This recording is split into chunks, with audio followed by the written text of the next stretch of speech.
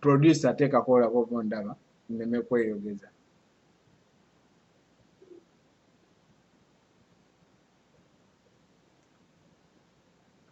Producer ondaba?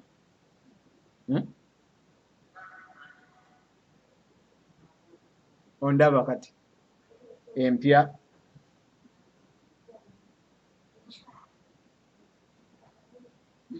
erina kuba mpya kati seeri. Ndabika nze nga nneerabye wano. Yeah. Okay.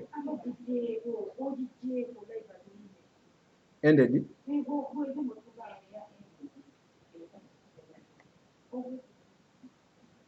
Nedda empya gyeri nze nga ngiraba wano.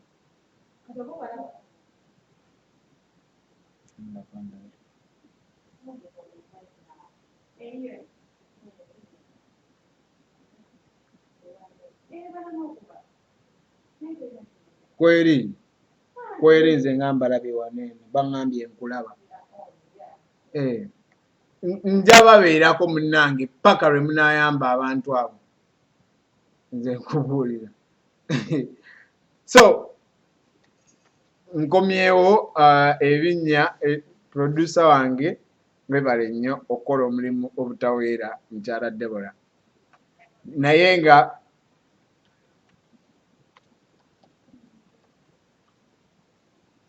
mbadde nkyakugamba nti abaana bano bali mu kubonaabona abali e China n'abali e Jordan.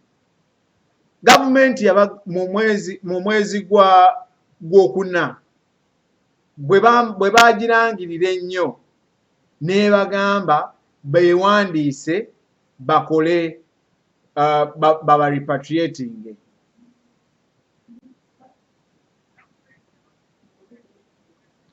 Eyo nkadde gye muliko waliwo empya nze njiraba wano.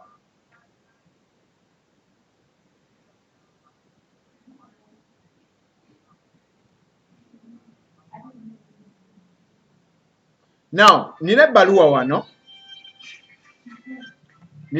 wano ng'egamba the Embassy of Uganda, the Embassy of the Republic of Uganda in Riyadh is seeking to register and verify stranded Ugandan nationals who are currently in its area of accreditation, and that is Kingdom of Saudi Arabia, Hashemite Kingdom of Hashemite, Kingdom of Jordan, Sultanate of Oman, Kingdom of Bahrain, State of Kuwait, and Republic of Yemen. And as a result of travel restrictions imposed due to the COVID-19 pandemic, we are not able to return home. Please be advised that this exercise only applies to those individuals stranded following the suspension of passenger flights to Entebbe and not those with unsettled status in the above-mentioned countries. Such individuals may include workers whose contracts were successfully completed, short-term visitors,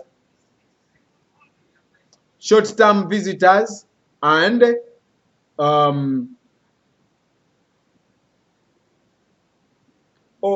short-term visitors of all categories and students who have completed their programs. If you meet the above criteria, please visit. Ne babateerawo linki kwe bajjuliza. Ogwo omwezi gwali gwa mwenda abaana abo bwe babagambira okukola ki? Okwewandiisa. Nsaba ompulirize bulungi muganda wange. Rather mwezi gwali gwa kuna. We babagamba okwewandiisa. Abaana abo ki kye baakola? Abaana beekuŋŋaanya ne bagenda ne bakola group erimu abaana 8. Abaana abo 8 ne bateekako passport zaabwe nga bwe babagamba. Ebintu ebyo ne babiweereza list eyo ngirinako kopi wano. Ebintu byonna byonna bye njogera muganda wange siteeba biteebe wabula mmala binoonyerezaako kumanya nti kyenjogera kyengenda okwogerako kituufu. Eno list gy'olaba eriko abaana bonna abali stranded e Jordan nga gavumenti ye yabagamba okwewandiisa. Ye list eno gy'olaba amannya ago gonna galiko buli mwana ne gundi ye bagita ki passport number. abaana bwe bamala okwewandiisa ne bafuna bulungi nnyo buli kimu gavumenti kye yabasaba, ate gavumenti teyaddamu bafaako. Nga yo kennyini yebagambye okwewandiisa, abaana balaba ku mawulire nabo gavumenti etutta ab'Ebungereza gavumenti, naye nga bali mu kukaaba, abaana bali mu kufa abali e Jordan. You understand? Gavumenti yaddamu n'ebawandiikira ebbaluwa endala njiyina. Nkugambye ebintu bino siteeba biteebe muganda wange, ngenda okukola ekintu mmala kinoonyerezaako kubanga saagala kugwa mu ki.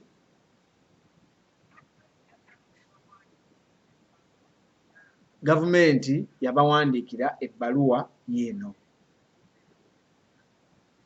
Ebbaluwa eno jjukira gavumenti yabagambye okukola ki? Okwewandiisa. Kakati ebawadde ebbaluwa yeeno esoma etya?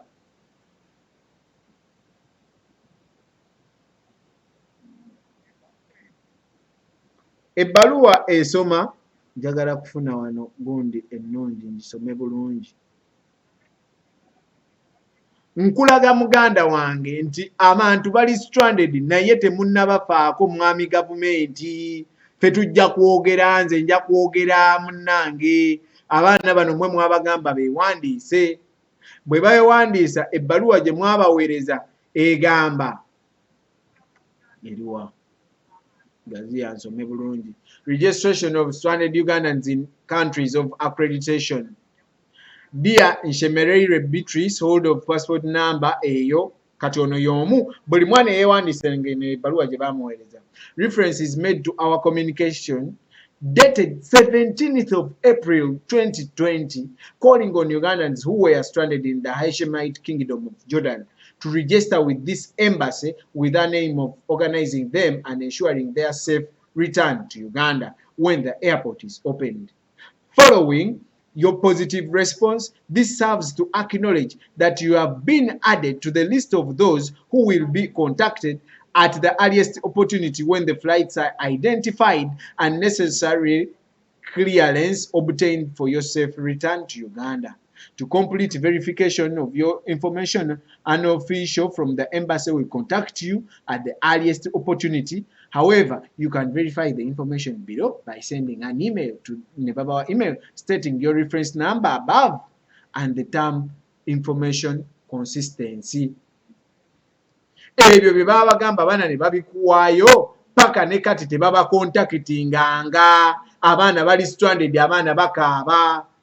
Gurupu gye nkugambye muganda wange mukama wange mwami gavumenti erimu abaana bano, abaana bali 8 bali mu kukaaba. Abaana bakaaba baganda baffe abali e Jordani, baagala ekintu kimu mu bayambe kubanga nabo bannayuganda nga bwe muyamba abantu abali mu Amerika. Amerika nsi nnungi nnyo, omuntu ne bw'abeerayo emyaka gyonna n'atadda Uganda. Naye abaana batuuka n'okugamba nti ne bwe batusuula ku kisaawe. Wulira omwana kyayogera, wulira.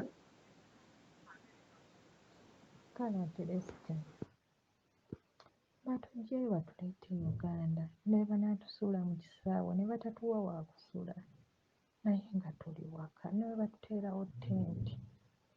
Ffe tuli ready to face everything as long as we're home. Omuntu n'atuuka ssaawa 7 naye nga ye Mukama omwana w'omunaku alabye. Pulezidenti Museveni tuyambe. Paalamenti ya Uganda muveeyo mutuyambe. Naye biri nga tukaabye amaziga kufuna muti otulo ng'omwana wa Uganda. Omwana yayogera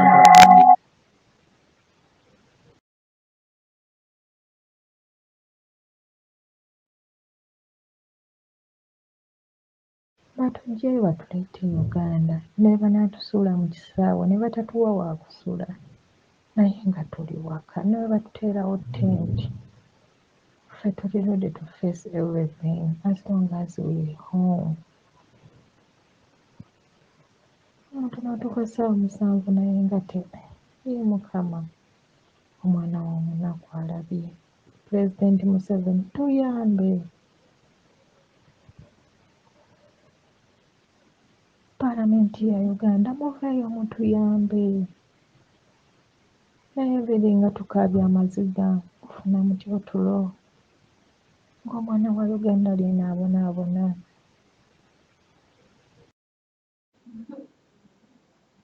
Omwana akugamba naye nga tukaabya amaziga. Abaana bakaabya amaziga. Kati abo nkugambye b'e Jordan. Abaana bali ready okusasula tiketi yaabwe okudda e Uganda. Abaana bali ready okukola buli kimu. You understand? Basobole okudda eka. Omwana watuukira okugamba ne we mututeeka mu kiyumba ky'embuzi nti we mutu karantiningidde tuli ready. Muganda wange tukole ki? Nga twogedde nga nkobya ngoma n'ebica binneereeze. Bannange nga twogedde. Bwe twogerako nga mulowooza kati abo munnange, but we are just concerned, we are fellow Ugandans, and it is not fine nze okubeera obulungi nga muganda wange tali bulungi ng'ate mmanyi nti kisoboka okubeera obulungi. Abaana bano bali 8 kyenkana bajjuza ennyonyi. Waliyo abatalina masimu, babagaana amasimu, naye omwana yagambye nti bwe mulanga ku TV z'e Jordan bo bajja kuwulira, bajja kujja. N'olwekyo muganda wange ng'olaba show eno nkugamba tetuli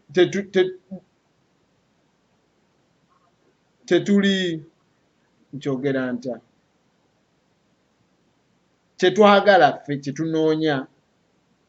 tetunoonya kubeera baakabi, wabula tunoonya kubeera nga eggwanga lyaffe buli muntu alyeyagaliramu nga bwe kiteekeddwa okuba, nga bwe mwabitusomesa mu primary. Mwatusomesa mu primary ne mu secondary nti buli muntu yenkanankana. Mubituukirize. Mutuukirize bye mwatusomesa. Human rights.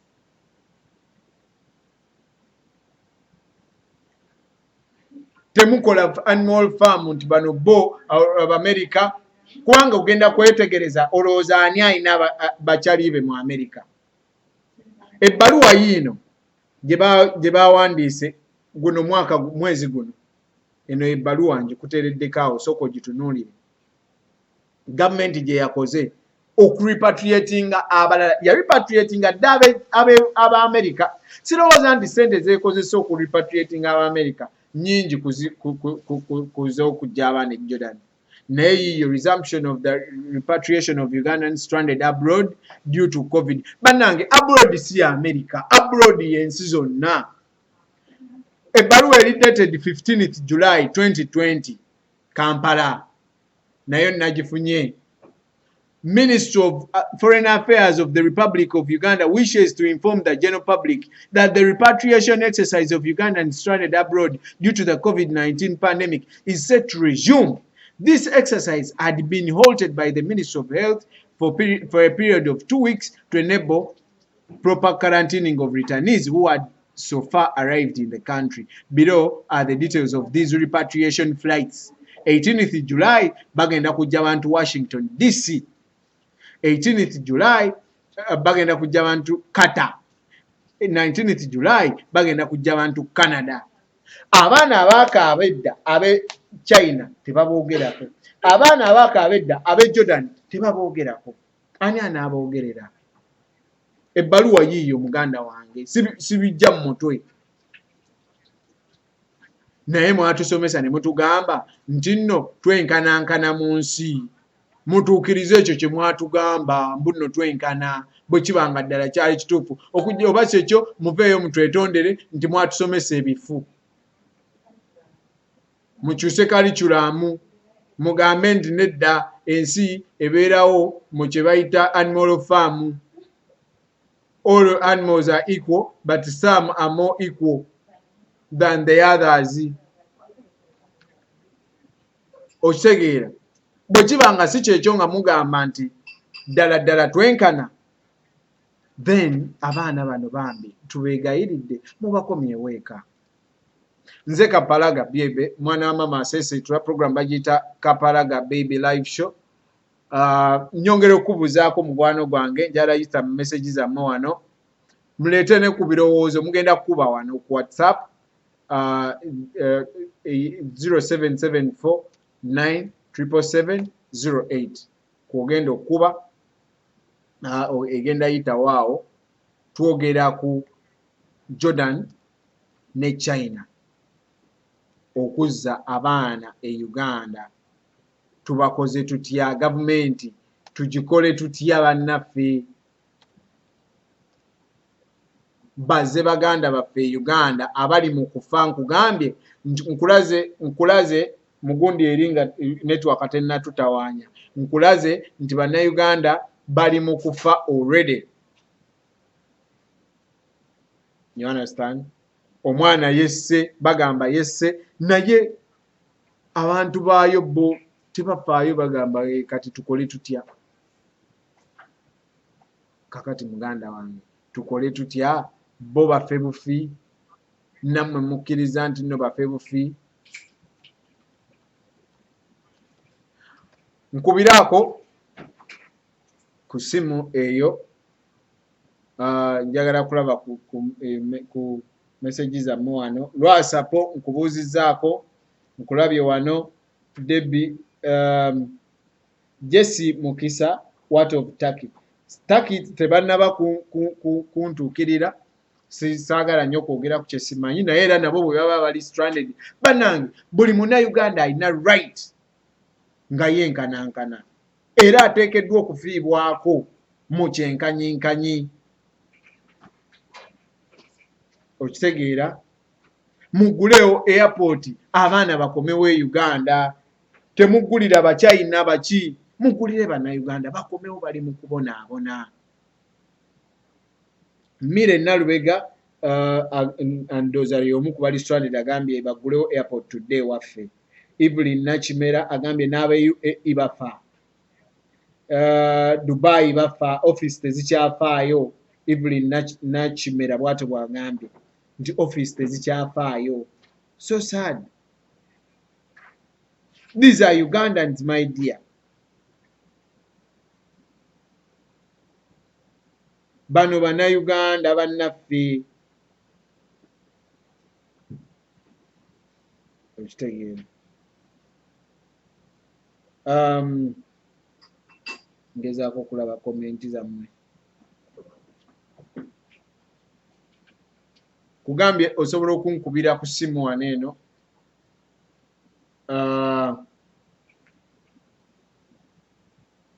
Okay.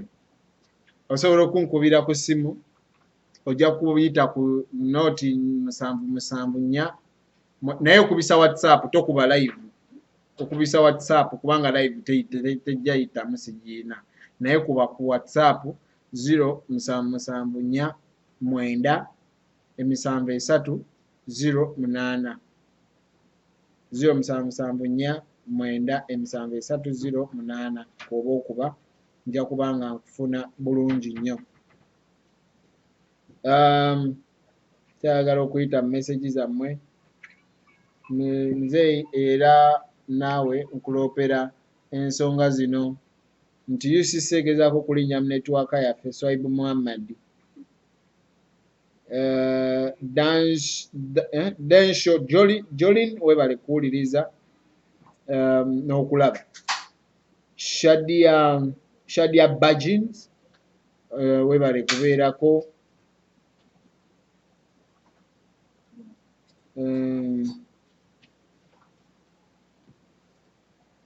Ngezaako okulaba komenti zammwe. Kigongo Eva kubuuzizzaako webale kubeerako. Kawuki John agambye yali Makerere webale kubeerako.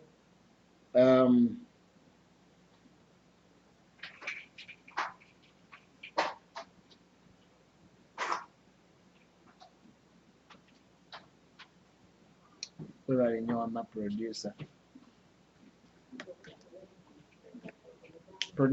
ansiimye okwogera obulungi nampaayo ku tuzzi.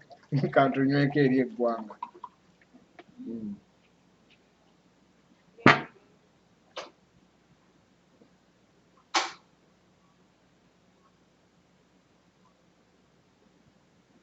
So nkubira essimu oyogereko nange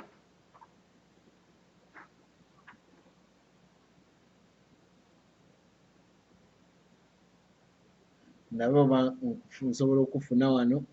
Essimu nkugambye eri 077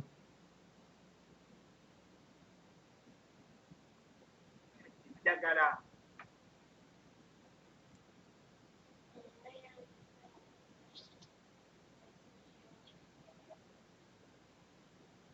ngezaako okulaba nga nkufuna bulungi wano naye essimu yeeyo 0774 okubisa WhatsApp 0774973008 tutese ku baganda baffe. Njagala okukulisaayo bakyali baffe mwenna ababadde Busoga, ababadde ku Baba FM, mukulikeeyo ddala.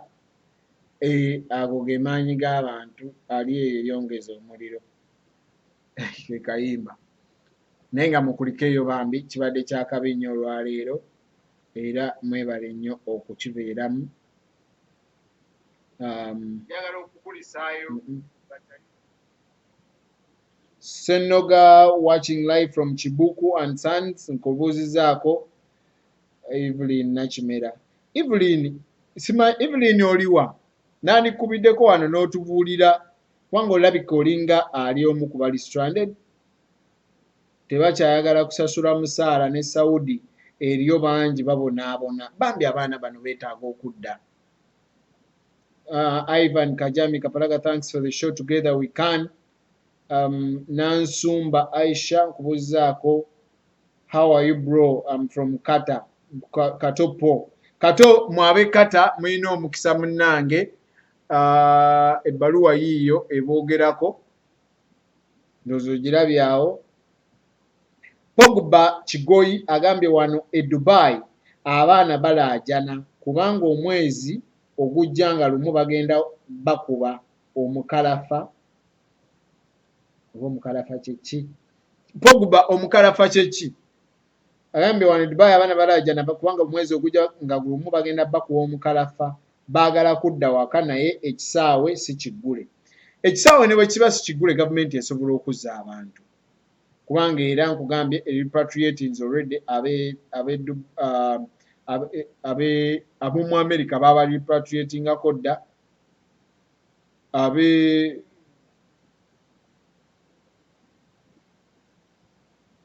abe Canada bagenda bazaayo. Gavumenti ekisobola just okujjako nga tekyagadde, naye bw'eba ekyagadde ekisobola. So ffe kye tusaba buvunaanyizibwa bwo mwami gavumenti okuzza abaana bano e Uganda. Obukoze. Abaana bannayuganda bali mu kubonaabona, bali mu kufa.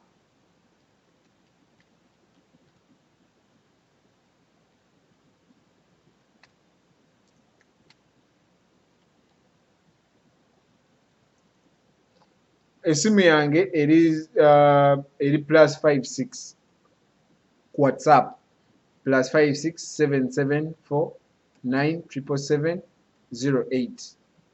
Okubisa WhatsApp tokuba direct kubanga sijja kufuna ekyo oba olina okifuna. Okubisa WhatsApp so si direct kubanga bw'onookuba direct sijja kufuna bulungi muganda wange. Esimu sigiyina wano naye ate nina WhatsApp yaayo, n'olwekyo bw'oba okuba kubisa kubanga okuba bakiyita batya, kubanga okuba si live naye ng'okubisa WhatsApp.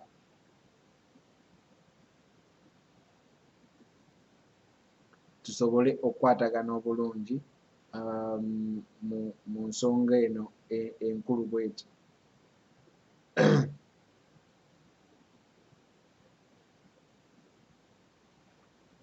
um, okay. How are you? Okay, wano kutandika kusasula fine e Dubai. Okay, ndowooza omukalafa kwe kusasula fine. Omukalafa kwe kusasula fine kubanga kampani z'abasalako emirimu. Ndowooza owulira abaana bagenda basasuza fine kubanga kampani z'abasalako emirimu. Kakati abaana abo ani anaabayamba okuggyako gavumenti? N'olwekyo mwami gavumenti tukusaba abaana bano bayambibwe. Abaana bano bayambibwe, abaana bano bannayuganda.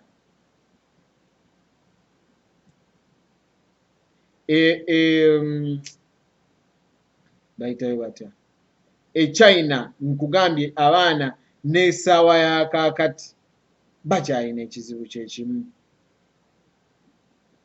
Okay, angambye why I would have called naye maama wifi y'omuwarabu teyisaamu calls Evelyn. Evelyn osobola okumpeereza voice note nenjiplayinga wano bwoba simanyi oba yomuyina WhatsApp naye osobola okumpeereza voice note ku ssimu eyo yennyini nja giplayinga wano mukyala Evelyn kubanga olabika ogw'omu ku bali eyo abali stranded, so osobola okumpeereza voice note nja kuba ngiplayinga wano. China kikyali kyekimu, ensonga ekyali y'emu, abaana bakyali stranded ne gye buli kati. Nina mukwano gwange aliyo we nabadde njogera naye ng'abaana bakyali bubi, okitegeera. Naye abaana abo bayambiddwa batya? Gavumenti, mwami gavumenti, buvunaanyizibwa bwo okuyamba ku bantu bano okudda e Uganda kubanga abantu bano bannayuganda. Bannamawulire, buvunaanyizibwa bwammwe okwadvocatingira abantu bano. Puroguramu ezo ze mukola kati nze nazikolakola dda n'enyambako abaana okudda e Uganda, nammwe mukisobola okusinga otuteerako. Sijja bavuma kubanga bakyali bange, naye okusinga otuteerako abo abantu abatalina mulamwa, muyambe ku bantu badde Uganda. Bakyali bange ab'amawulire, buno buvunaanyizibwa bwammwe, muyambe ku bantu badde Uganda nga muboogerera. Bwe mutaboogerere tebajja bafaako, okitegeera. Buvunaanyizibwa bwammwe okwogera abantu bakomewo e Uganda. Ngezaako kufikisinga wano koolu zammwe zibeere nga zijja bulungi. Kugambye WhatsApp namba eyo okuba bukubi ssimu naye tokuba direct.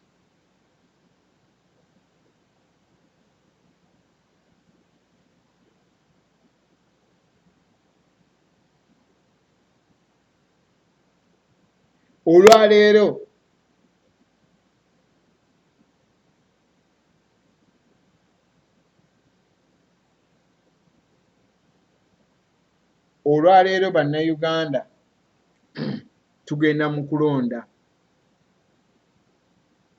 naye okulonda kwe mugendamu kwe kusalawo. Buli lw'osigala ewaka muganda wange n'otagenda kulonda, byebyo ebivaamu mbuno abantu bo tebagenda kufuna buyambi. Abantu bo tebagenda because abantu b'olonda buli lw'osigala ewaka abalala ne bakulondera togenda kufunamu services z'olina kufuna. Wabula buli lwe weeyiwa mu kalulu gwe n'ogenda ne weerondera oyo omukulembeze gw'oyagala, ekyo kye kikuyamba okufuna ky'oteekeddwa okufuna nga munnayuganda.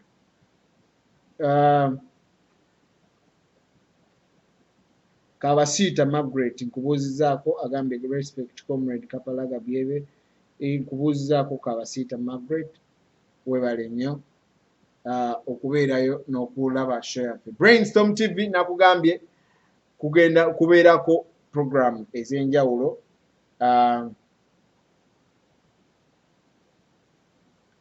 Kubeerako program ez'enjawulo waliko program eya Gyenvudde, osobola okugenda ku YouTube olabe program eyo eya Gyenvudde. Ku YouTube eriko Kapalaga Baby hyphen Brainstorm TV. Bw'onoogifuna eyo YouTube channel ojja kuba ng'onyumirwa bulungi nnyo mukwano gwange, olabe program eyo. Program gye baakakola kuliko ebintu bingi, ne program eya gye bayita Gyenvudde. Olwaleero tutaddeyo program eya Gyenvudde ewa Koloneri mumujjukira bulungi nnyo mu muzannyo ogwo ogwa Sepiriya Mulumberwa Ssembuusi.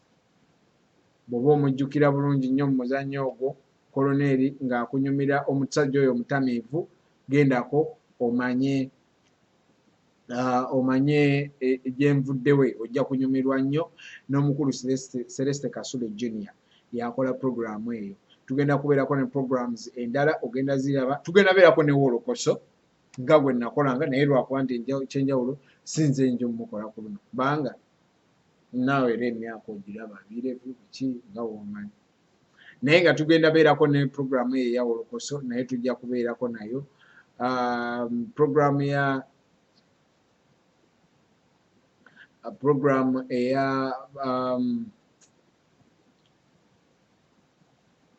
program kyendala gyesoogedde. Waliwo program egenda okujja okumanya abakulembeze baffe, ejja kuba nga etuyambako okumanya mukulembeze alina kubeera atya, mukulembeze kiki kyatuleetedde, omukulembeze eyo nayo ogenda kuba ng'ogiraba. N'olwekyo subscribinga ku YouTube channel eyo eriko Brainstorm TV osobole okunyumirwa gwe mukwano gwange ali eyo. Mungamba wano mumpeereza message, simanyi lwaki essimu teyitamu bulungi.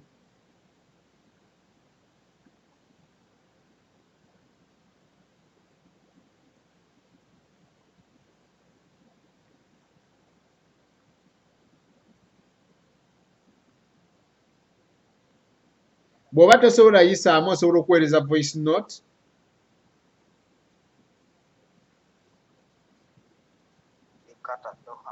Okay, waliwo mukwano gwange aweereza voice note wano katugifune. Kapalaga we bali kuweereza nze Kato nsinzidde wano ndi Kata Doha. Kati kyembuuzaamu zino ebbaluwa twazirabye, naye kyembuuza oba simanyi oba okimanyiiko nti bw'otuuka e Uganda ate bakuteeka mu kalantiini, obusente oba okuŋŋaanyizzawo bakuteeka mu kalantiini babulye. Olwekyo nakyo twatidde, twagala okuddayo ewaka naye twatidde. Engeri bayinza okujja wano ne bakutwala wuluwulu ne bakuteeka mu kalantiini yaabwe eyo gy'owulira. Twawulira baatugamba $10 buli lunaku. Kati bw'obalamu ennaku ezo ze bamala mu kalantiini ennaku 45, ennaku 14, banna tulaba nga akasente batugenda kusigaza. Kyembadde mbuuza nanze naye nga nze Kato nsinzidde wano e Doha. Kata. Okay, Kato e Doha, Kata Doha bw'atyo abuuza nti ebyokusasula ssente za kalantiini bikyaliyo. Ebyokusasula ssente ezo bikyaliyo, gavumenti yabiremezaawo, naye okusinziira ku kyemmanyi erina amasomero ge yafuna mweteeka abantu abatalina ssente ezo. So gwe osobola bulungi nnyo okubagamba nti nze ezo ssente sizirina, ne basobola okukola ki, ne basobola okuteeka mu masomero ago mulimu emifaliso, kubanga twawaayo emifaliso, twawaayo bannayuganda beefaako ne bawaayo ebintu bingi nnyo. Okitegeera, okuyamba bannayuganda bannaabwe mu biseera ebya COVID, naye tebikolanga. N'olwekyo ndowooza nti ebintu ebyo gye biri. Bwe tofaayo kumanya sookodde, gwe sookodde muganda wange, sooka ove mu mbeera embi gy'olimu eka eyo, osooke okomewo eka, osooke oyambibwe. Waliwo omukwano gwange aweereza wano message omulala. Yes, mukulu Kapalaga gye bali ku ssibo. Yenze Evelyn owedde akuweerezawo message. Ekituufu kiri nti ofiisi zo bwe zimala okuleeta abaana bo ne bakuhandinga ova nga bafunye akasente kaabwe, tebaddamu kwagala kumanya ne bw'okuba essimu nti ndi mulwadde naye bankozesa emirimu ofiisi teyagala kumanya, ne bw'obagamba nti embeera bweti gyempitamu ofiisi teyagala kumanya. Omuntu olaba asobola okukwata n'akuzeeyo ku ofiisi nga takwagala ewuwo, n'otuuka ku ofiisi nabo ne bakugoba nga lwampaka baagala oddeyo naye, kuba tebaagala kusasula fayini, tebaagala kumuddiza ssente ze, kuba bano batugula ssente empitirivu, ezo ofiisi yezirya. Kati ofiisi obutaagala kuzza ssente ze beemaze kulya, oba olina kukafiiramu ogumira waka wonna w'oba ofunye okolewo mu buli mbeera, oba okubwa oba tolya oba okoowa nnyo oba olina kuguma bugumi. Ne bw'obakubira essimu ku ofiisi tebakuyamba. Ate bw'oba oyogera Luganda baleme kuwulira, bano b'olimu baleme kuwulira nsonga gy'onnyonnyola bali ba ku ofiisi. Ofiisi ekulaga nti olina kwogera Luzungu, bo balambulukufu nnyo baagala ono gwogera ategeere buli kimu. So yembeera kati contract eziweddeko tebakyalina baana be baleeta, bakaka abaana abaliyo balimyowenge bazizze bupya, so that bo badamu ne bafuna ssente. Bo bafa ku kimu ssente ze bafuna, tebalumirirwa bulamu bwa munnayuganda. Kati mweno covid baggalawo ofiisi tezikyakola, embassy tezikyakola, wonna wooli olina kunywera bunywezi, embeera gy'oyitamu n'ogikumira oba nnungi oba mbi, paka ebisalo ne biriggulawo n'olabika ng'ofuna obuweerero tteeka. Baana bangi bakaaba, nze sinatuuka nnyo mu mbeera embi, nagituukiramu mu nnaku ezaasooka naye namala n'entereera. Okay, mukwano gwange muwulidde yabadde Nalubega, ndoza ye Nalubega.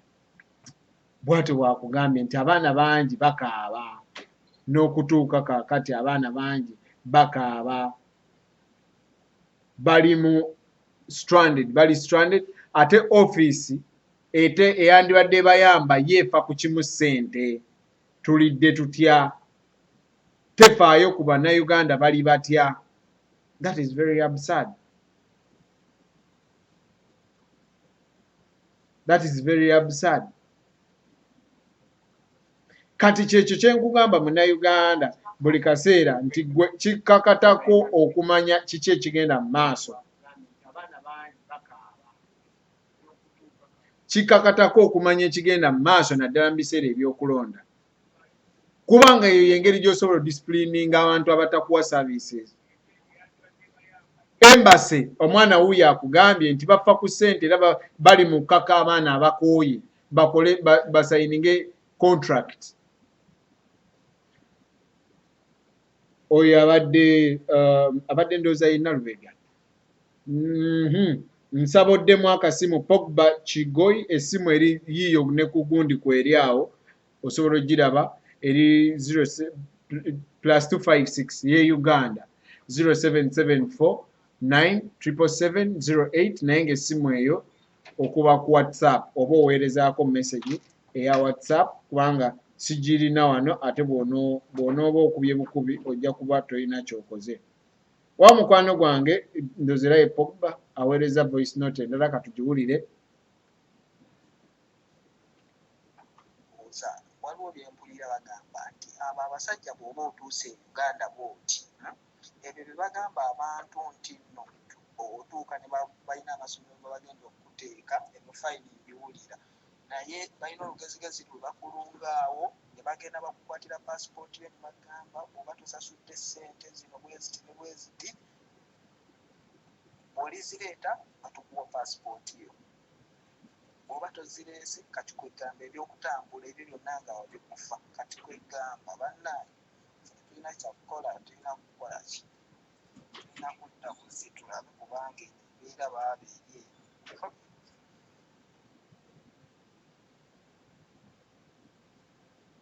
Obwo nno buvunaanyizibwa bwo mwami gavumenti. Baana abamu bwe bamuzzaayo ku ofiisi anti okaabye nnyo wano ewaka obagamba mutwale ku ofiisi gy'osuubira obuyambi kuba yeba yakuleeta osuubira ojja kufunayo okusaasirwa, oba ng'ogaanye okukola oba ki kuba embeera yonna ekutuukako n'owejjanga n'ogamba neemuzze ku ofiisi ng'osuubira ojja kuyambibwa ng'ova e Uganda nga bakugambye ofiisi gy'era ejja okuyamba. Bw'otuuka ku ofiisi bakuba miggo. Walabako omuwala gwe bakuba ne bamuyiwa omusaayi ku mutwe, bakuba miggo. Ddayo okole, ffe tetulina ssente ze tugenda kusasula mukama wo yakugula ssente nnyingi.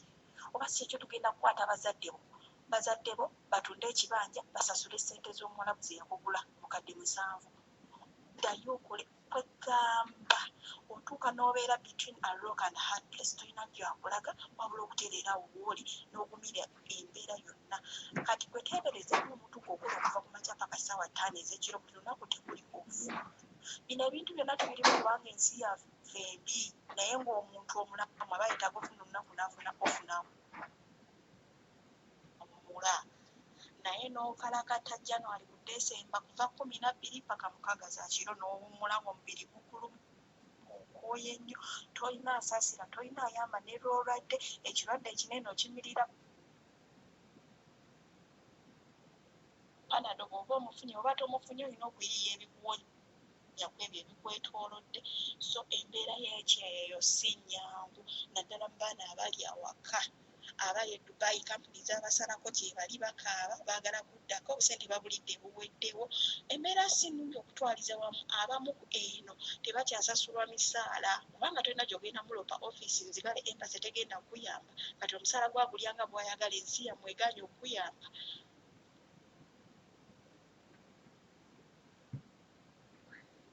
That is what is happening. My role as a communicator is to tell you, Mr. Government, nti bano abaana abakaaba bannayuganda era mmanyi nti osobola okubayamba. Omwana akugambye nti babatunda ssente bano bannyinaffe baganda bange bano these are our sisters and brothers. Omwana akugambye nti babatunda ssente nnyingi. Edda ekintu kye bavaako okuyita ky'owulira kye bagamba nti oli asula master bedroom ono asula ku boys quarter baabanga basireevu. Masters bedroom kye kisenge kyaba master bwe yajjanga okugula omuntu n'agenda amukolere kati abaali basuumukamu ababakabi nga babazimbira obuyumba ebbali be ba boys kwe basquatinga kyebaba bagita boys quarters. Abo basireevu olwaleero tuli mu kye bayita modern day slavery ng'omwana omunnayuganda alinnye ennyonyi ne bagenda mu bibinja ne bagenda e Dubai ne bagenda e Jordan ne bagenda e China ne bagenda wa lwaki Uganda teri mirimu kuva kusomera wano World Bank report ekugambye nti buli mwaka bannayuganda 7,000 batuuka mu myaka egikola kyokka ate emirimu egikolebwa buli mwaka egibangibwawo buli mwaka gibeera emirimu 7,000 kitegeeza 7 ku 7 kitegeeza nti abaana 6,300 tebalina mirimu buli mwaka. Kyovulaba nti ebitongole bwe bijja ne bibagamba ffe tukutwala bweru nga batunda ekibanja nga balinnya ennyonyi nga bagenda bwe batuuse eyo babonyeebonye bakusaba nti omanye eno bigaanye nayo tuzze. Mwami gavumenti bano bannayuganda bo buvunaanyizibwa bwo okutakinga care of them. You understand?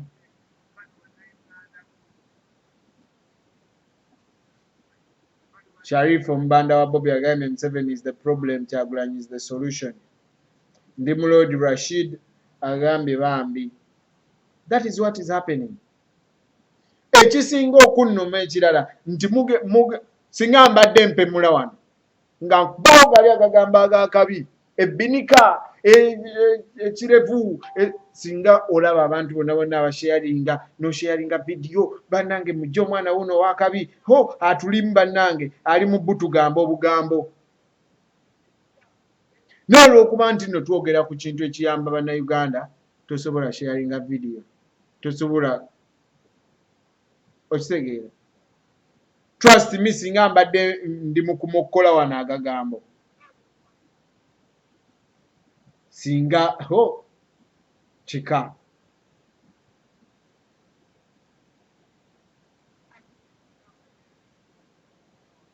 singa kika. Waliwo omwana mpeereza wano tunaatera omaliriza show yaffe ne bagiyita Kapalaga Baby Show n'agamba kati emyaka gyange gyakulamu kyova nkugambye TV eno egenda beerako Wolokoso naye sinze njo mukola. Waliyo omwana ali mu myaka gye nalimu we nakolera Wolokoso ajja omukola. Waliwo ajja okukola program okumanya omukulembezeewo. Muzeeyi Celeste Kasule yakola program gye bayita Gyenvudde yeeyo. Eyo program Gyenvudde yabadde interviewinga Nakamya Pros ne David Kizito ku YouTube kweri gendako. David Kizito ye koloneri oyo atambula emangada mu muzannyo gwa mu luyimba lwa Sepiria Mulumbe lwa Sembuusi ndowooza olujjukira bulungi. Gendako ku YouTube ojja kubanga olaba interview eyo part 1 gyeri ate ng'agenda kubanga akutuusaako abantu abalala bangi. Wulira omwana, waliwo omwana omulala wuno nsuubira nti naye ye Pogba. Ye Pogba ayina naye obubaka bw'aweereza. Kugambye tunaatera omaliriza show yaffe bagiyita Kapalaga Baby Show buli lwa 6 ku ssaawa 2 ez'ekiro. Tugezaako kulaba nga tukyusa eggwanga lyaffe positively.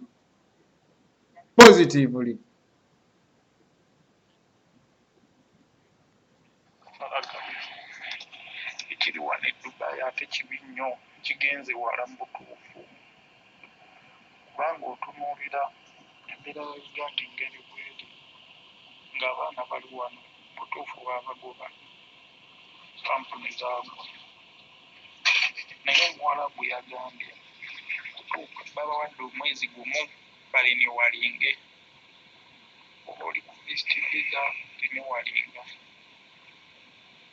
kuba kampuni yagoba liniwalinga onoonya omulimu liniwalinge obudde buno naye ebiseera bye babagobera ssente mu butuufu ze baali bakolawo baazirya kubanga babeera muno. Kampuni ezimu zaabagoba ne zibagoba n'awo okusula butuufu nze ntambula muno naye nina abaana be nagwako Abanayuganda mikwano gyange.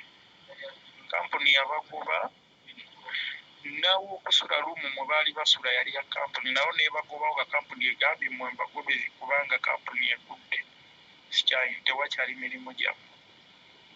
Obusente bwe baali batukuŋŋaanyizaawo ne babulya kati obudde buno Muwarabu ye yagambye buli ali muno bamuwadde omwezi gumu okuliniwalinga. Kati abaana bateebereza okudda ewaka obudde buno mu butuufu ebyaddala bagamba mbu embasi yambe ku baana.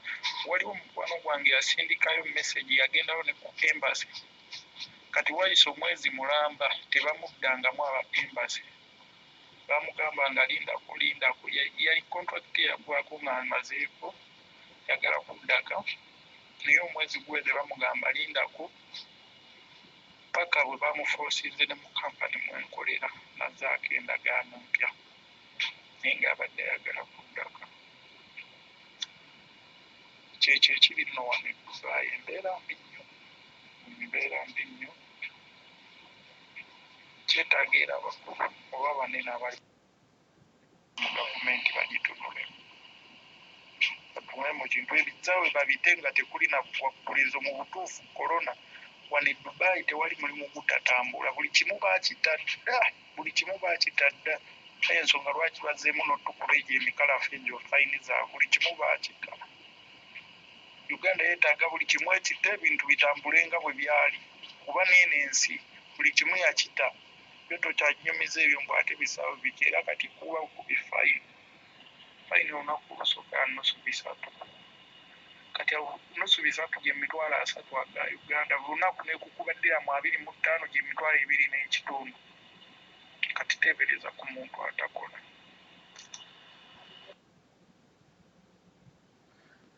Tebakola basasula fine oziwulidde.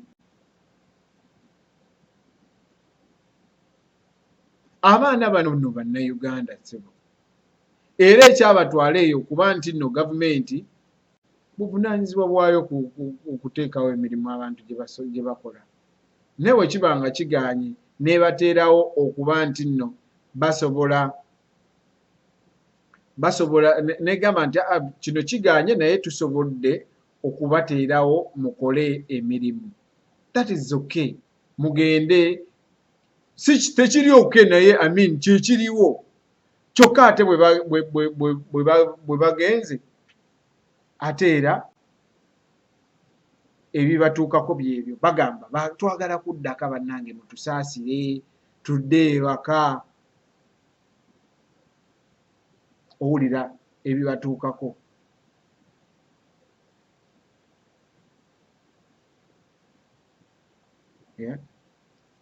Ate bannange n'ekiranze ekisinga okunkwasa n'owulira nga amaziga gagalina kuyitamu, obeera musajja n'akubuuza nti ova mu nsi ki, n'omugamba Uganda, n'akubuuza Uganda, ensi n'ensi nga zizze ne zikima abaana ffe wano baatulekawo, abaana baatuleka wano ng'ensi n'ensi zijja ne zikima abaana baabwe ne bagenda. Iffe ne tusigala bwe tuti nga tukonkomadde ng'obwana bw'embaata, ne batuleka awo. Bannange n'owulira nga ddala kati nno senga ate ffe baali baatuyambya, senga baali baatuyambye ng'ebyo bagamba okujja okusasula awo okuteeka mu kalantiini, kubanga enera bakukebera bulungi ne balaga nti nno toli mulwadde toli ki. Senga ffe baali bagamba nti naawe Uganda bwe tujja tetutawaana ebyo byakudda simanyaawe genda mu kalantiini zaabwe kukola biki ebyo. Kyandibadde ffe twandikomyewo nti twandisasulidde tiketi zaffe ne tukomawo kuba sente twali tuziina.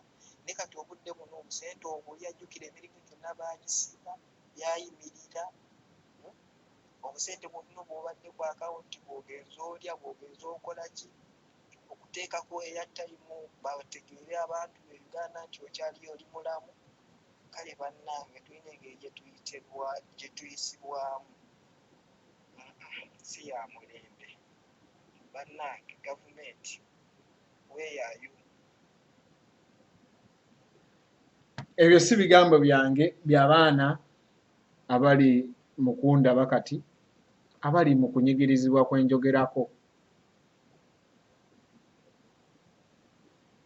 abali mu kunyigirizibwa kwenjogerako. Omwana akugambye nti gavumenti zonna batuuka ne babagamba nti mwe muli baawa, gavumenti zonna nga zaatwala dde abantu baabwe, mwe mukola ki wano?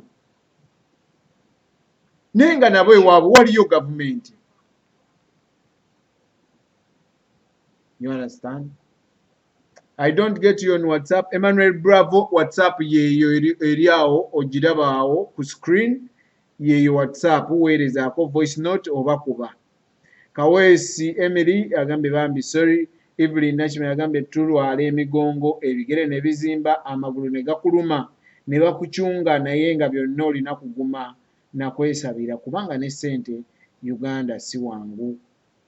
Emmanuel Bravo, in Uganda we don't have COVID. Faith Katenda agambye yoyo kapa. Sharon Shan, I miss you kapalaga wange. Nzuno naye nkugambye mukwano gwange gwandaba nti singa mbadde natandise kumokkola wano gagambo, singa nnako waneno ba viewers nga emutwalo ngaga ho kapalaga atuyiyeemu ebiwemulo, naye the fact nti twogera ku bintu ebiyamba bannayuganda tukulaba nti tetwefiirayo. Naye gye munaakoma okulaba ng'ebintu bino ebitabagasa nga mulowooza tubeera mu politics, nga mulowooza tubeera mu... This is social life. This is your life, my friend. This is your brother's life. This is your sister's life.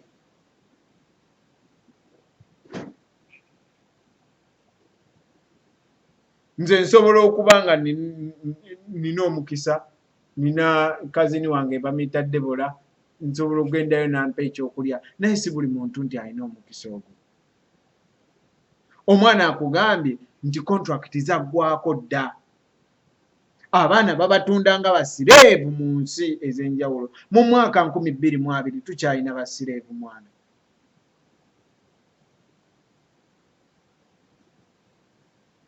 Kibi nnyo kikaabya amaziga okubeera nga Uganda yaffe gye twagala ekyuke naye ekyagaanya okukyuka olwaggwe nange. Ffe tuteekeddwa ffe mugigi omuto omuganda wange, ffe tugenda okubeera mu nsi nga bakyali abo bavuddemu. kati kiri gy'oli okulowooza nti tebikwatako ensi tekwatako oba okutandika okufaayo n'ogamba naye Kapalaga bano kye boogera kikiri kitya. Kubanga owulira twegayirira omwana akugambye nti gavumenti zonna zagenda dda ne zirepatriating abantu baazo bwe bagenda okubayamba ku poliisi bababuuza mwe muli baawambuzi tyani tuli be Uganda nti naye mmwe mulina gavumenti amawanga gonna nga gatwala dde abantu baabwe. Okitegeera. So njagala kumaliriza baganda bange nga mbebaza Sharon Shan nkubuuzizaako, Sarah Kizito agambye Kapalaga how are you? I'm okay. Raga Gagamel webale Kapa webale nnyo Raga Bam yo Ugandans are suffering here in UAE man nze simanyi na kumanya abaana basafaringa beetaaga abaana ekisinga okumalamu amaanyi nti balina ssente zaabwe beetaaga kintu kimu kubayambako kudda Uganda basobola okwesasulira tiketi. Okitegeera. Omwana akugambye nti Dubai abantu abaleeta COVID e Uganda baava Dubai. Obulwadde bubadde bungi nnyo Dubai okusinga Uganda. Ebintu byaddamu dda. Naye olwaleero boda tezikola. Akeedi olaba baggulako nti nate abantu bamaze teekawo pressure okuzigula. This is normal life. We are not talking politics. We are talking normal life. We are talking about some things that we know and see. Because mwe mwabitusomesa nze nasomerako mu ssomero lya APE. Nze wange yanzijayo just ng'alaba ndi mugezi nnyo ate ngenda kusoma bubi. N'agamba mwana wange oli mugezi vaayo. Ne wali abataafuna mu kisoogo. Naye baabugumizibwako tuyambiddwa era tubeebaza mutubugumizzaako katutandise okulaba ebintu nga bwe biteekeddwa okuba. Baganda baffe bali mu kukaaba day in day out. Mubayambe mubajjeyo. You understand?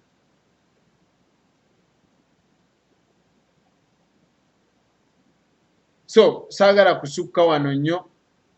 Njagala kubeebaza mwenna ababadde ku sheno nenda kubayo wano voices zino baganda bange ze baweereza oluvannyuma ngenda basiibula ngende ate nkole ku birala. Naye nze okwogera wano mba nkoze omulimu gwange ogw'okubeera omunnauganda afaayo. Kyekyankozesa programu eno kukyusa Uganda. Nze ndowooza tusobola okukyusa Uganda nga tetuli mu byakwemula, tetuli mu byaki. Wulira. Saudi Arabia naye kati obudde buno banzija ye nalina okubanga gye nkola ne bantwala mu nnyumba endala ate nga nayo waaliyo omukozi kubanga omukozi waayo ye mu Nigeria naye omukozi ye bamuwa liivu yagenda ku Mande kuba nange najja lwa Mande era olwatuuka ye n'agenda kuba muno mu Saudi alinamu muganda we yafumbirwamu kati bamuwa liivu agende wa muganda waawe omulemu afuna akakadde kamu emitwalo 3 nze nfuna emitwalo 9 naye nze nkola emirimu gye. Oyinza okikkiriza? Nze nkola emirimu gye. Kati nange ndi wano eno balina emikolo mukama wange omukazi muganda we bagenda kumukuba mbaga naye kati emirimu nze njirimu kyokka tebampa yadde olwataano kati olwaleero bukyanga nzijja ndowooza nafuna ku kyokulya kaŋŋambe emmere omulundi gumu. Leero nsiibye enjala okuva ku makya kati bakampa kacapati bino bicapati byabwe nga obimanyi ne giraasi ya caayi okuva ku makya kati byebintu bye nnaakalya era bye ŋŋenda ossulirira ate nziremu okulya enkeera ssaawa nga 10 naye nga ddala ddala nze yandikoze emirimu gy'omuntu omulala ng'ate nange nnina ekiyumba ekyange gye bandeeta okukola kasita bakumanya nti oli munnayuganda bakumanyiira nga we baagala kuba bamanyi Uganda y'ensi oba eyakolimirwa oba eyabaagi simanyi naye nga naffe ate tuli bantu ng'abantu abalala. byebyo teri abaana abasinga tebali bulungi kuba kati waliwo omulala gwe twajja naye kati bamutwala ali ku gundi ku ofiisi y'e Uganda muno mu Saudiya gw'eddalu bamusibira mu biyumba yeeyambula tebamuzza Uganda tebamutwala mu ddwaliro naye ali mu kiyumba yagw'eddalu bamuteekeyo mu kiyumba ky'oku ofiisi gy'ali yembeera gye tulimu teri muntu ali bulungi ng'ali ku kyeyo batono abalala babikkako bubisi ne bagamba katusigike nga tewali kyakkola. Bw'owulira stories ezo muganda wange gwe tezikuluma gwe tezikulumya mutwe nze nga zinnumya nnyo omutwe.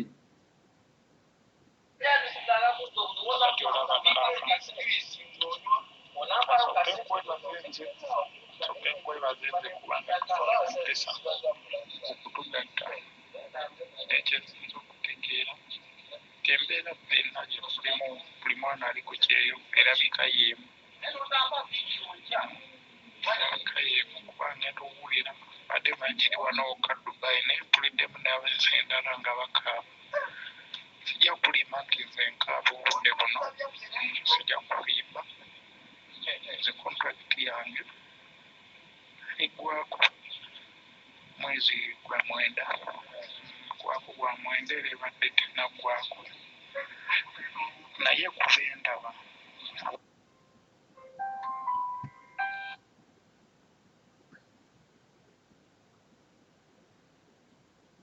omuwulidde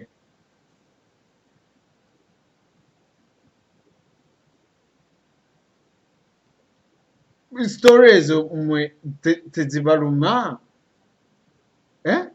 baganda bange mmwe abali mu gavumenti gye bali ku ssebo bwe bali kuweereza kakati olaba nze kapalaga ekisinga okunnuma nti gavumenti yaffe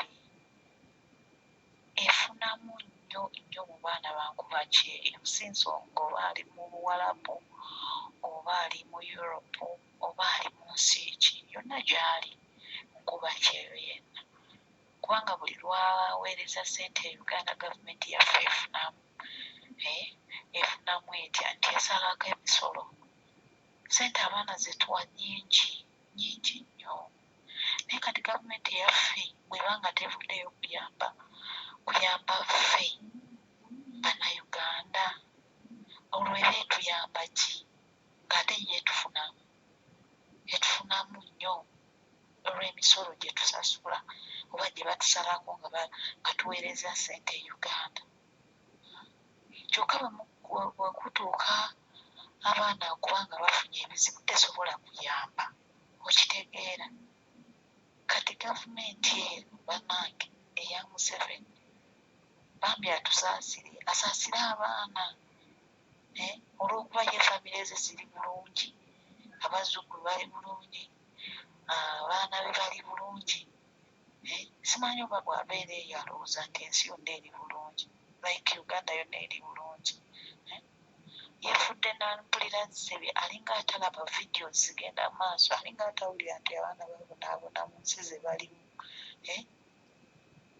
bannange tukooye bayambe abaana abaana bandibadde tebeegulira ne tiketi gavumenti yandibadde bagulira tiketi ng'okubaddiza omwana akoze mu kiyumba myaka 2 abadde ng'aweereza ssente e Uganda nga gavumenti efunako omusolo esalako omusolo meaning gavumenti ebadde efunamu kati kuno kwandibadde kubaddiza bandibadde abaana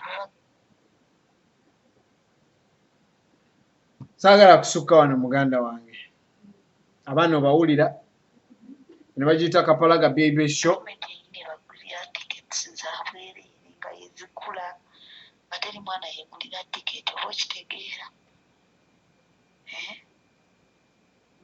n'olwekyo baganda bange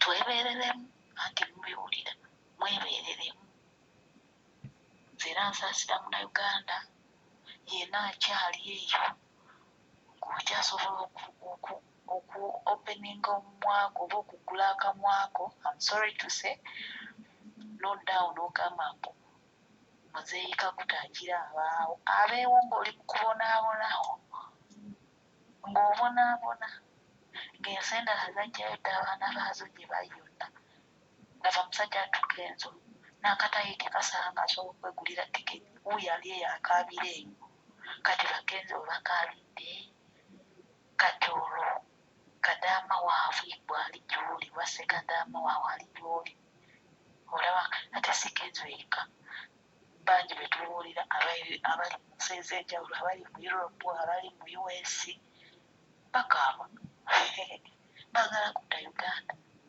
they have money basobola okwesasulira tiketi zaabwe ne badda naye tewali opportunity kati kadaama waabwe basse kadaama waabwe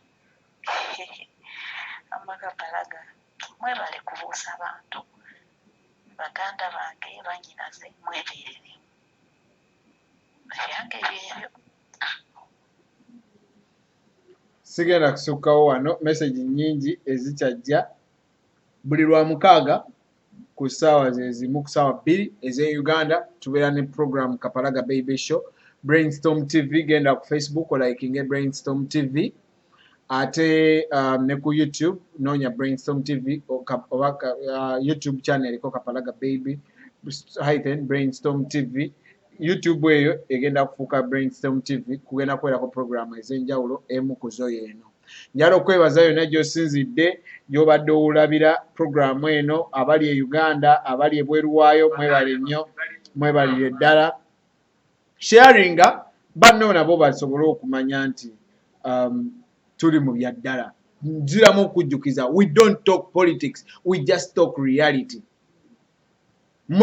mugezaako tubrandinga oyo kati yadda mu byabufuzi oyo kakati munnange Kapalaga kati munnabyabufuzi no nze siri politician sirowooza nti olinako ne woowulidde nga bagamba nti Kapalaga yeesimbyewo I'm just speaking reality nti abaana babonaabona obawulira amaloboozi gaabwe ne kati gakyajja naye obudde just bumpeddeko n'ekyo mukwano gwange njagala okwebaza kabali mu Peter agambye thanks for waking Ugandans who are still sleeping Claire Uganda webale nnyo Sembule Abudu webale Kalanzi Godfrey Sarah Kizito omusajja okuva lweyagaana abaana bali China okudda natya abaana bakyali China bakyali stranded paka kati naye mukwano gwange ebiwooma biggwa byokya njagala okwebaza okulaba Brainstorm TV webale nnyo okubeerako subscribing ku YouTube channel eriko Brainstorm kugambe waliyo programu ez'enjawulo genda olabe ku programu ya gyenvudde eya koloneri oyo gwalaba mu luyimba lwa Matia Luyima abadongo mwefuge genda olabe ku gyenvuddewe ojja kunyumirwa nnyo genda ku YouTube channel eyo eriko Kapalaga Baby Brainstorm TV YouTube channel eyo ya Brainstorm TV kati n'olwekyo egenda kubaako programu ez'enjawulo kubanga TV ate era ne ku Facebook genda olikinge page bagita Brainstorm TV ojja okulabira programu ng'eno ne programs endala mwebale nnyo okundaba njala okwebaza producer wange mukyala Deborah webale nnyo awubyeko eri eggwanga ne Sandra mwebale nnyo ate ne producer Musaazi producinga programu eziri e Uganda nammwe mwebale nnyo I'm signing out right from Boston, United States of America. Gye nsinzira okubaweereza naye ate nga programu zino endala ziviira ddala eri ku source mu Uganda ku Brainstorm TV. Tugenda kyusa ekintu kino naye ng'omulimu gwaffe kukyusa Uganda. Mulekeraawo okutulabanga bannabyabufuzi mutulabe ng'abali realistic era abaagala eggwanga litereere nga tetuwemula tetugenda kati bwe munaaba mwagala abawemula tusobola babateerako.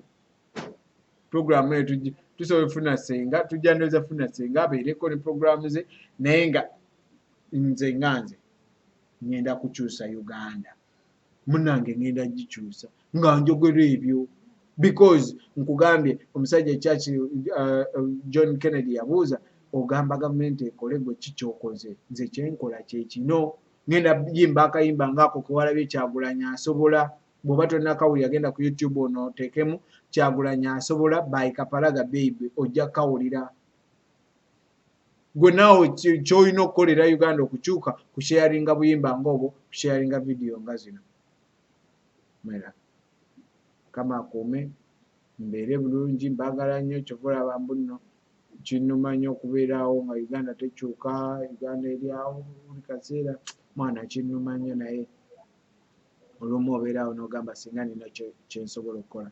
Nze Kapalaga Byebe, see you once again essaawa zezimu ku ssaawa 2 paka ssaawa 4 ez'ekiro ky'olunaku olwa wiiki ejja ku Saturday.